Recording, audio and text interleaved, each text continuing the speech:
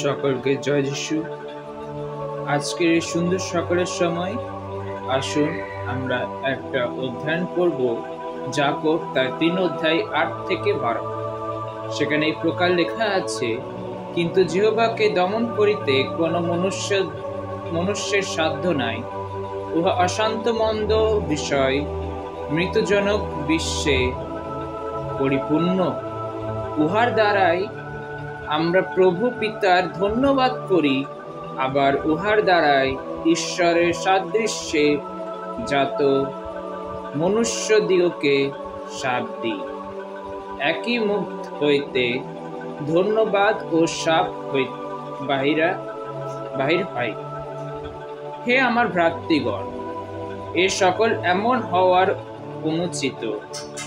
উভয় কি একই ছিদ্র দিয়া মিষ্ট ও তিক্ত 2 প্রকার জল বাহির করে।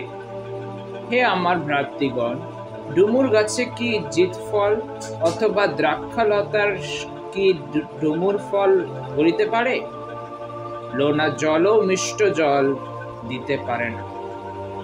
ঈশ্বর তার পবিত্র বাক্যের দ্বারা সকলকে আশীর্বাদ করুক বা প্রভুর নাম গর্বিত হোক। আমেন। এই সুন্দর সকালে ঈশ্বর তার নিজের বাক্যে 8 পদে একটা কথা বলতে চাই, আর আমরা 9 পদ থেকে 12 পদ অবধি সেই বাক্যের উদাহরণগুলো আমরা দেখতে পাই। সেখানে 8 পদে এই প্রকার লেখা আছে, কিন্তু জিহ্বাকে দমন করিতে কোনো মনুষ্যের সাধ্য নেই। উহা অশান্ত মন্দ বিষয় মৃত্যুজনক বিশ্বে পরিপূর্ণ। এমন একটা বিশ্বে পরিপূর্ণ যেটা মানুষের মৃত্যু তক চাই, এবং সেই যে জিহ্বা আছে, সেই যে বলগা আছে, সেই যে জীব আছে, সেই জীবটাকে আমরা কোনোদিনও দমন করতে পারবো না, নিজের বশে কোনোদিনও করতে পারবো না। তাই বলে ঈশ্বর তার নিজের পবিত্র বাক্যে কথা বলতে চায় যে নিজের যে জীব আছে তাকে কি করো? দমন করো, বশে করো। কেন?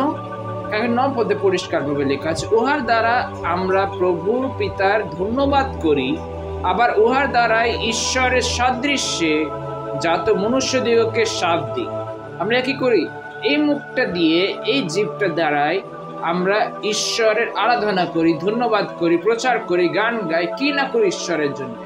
কিন্তু এই জীবটা দিয়ে আমরা কি করি? লোকদেরকে শাপও দিই, তাই নাকি? তো একটা জীবে আমরা 2 প্রকারের কাজ করছি। এটাই আজকে ঈশ্বর আমাদের সাথে একটা কথা বলতে চাই, যে নিজের জীবকে কি করো? দমন করো, বশে রাখো, যাতে ভবিষ্যতে যেই জীব দিয়ে তুমি আরাধনা করছো সেই জীবের দ্বারাই তুমি তাদেরকে শাপ দিও না। এই জন্যে এই সুন্দর সকালের সময় এই শিক্ষা আমাদের দরকার। ঈশ্বরকে ধন্যবাদ দিই যে তিনি নিজের বাক্যের দ্বারা আমাদেরকে সাথে কথা বলেছে। সকলকে আশীর্বাদ করছে। সকলকে জয় মেসি।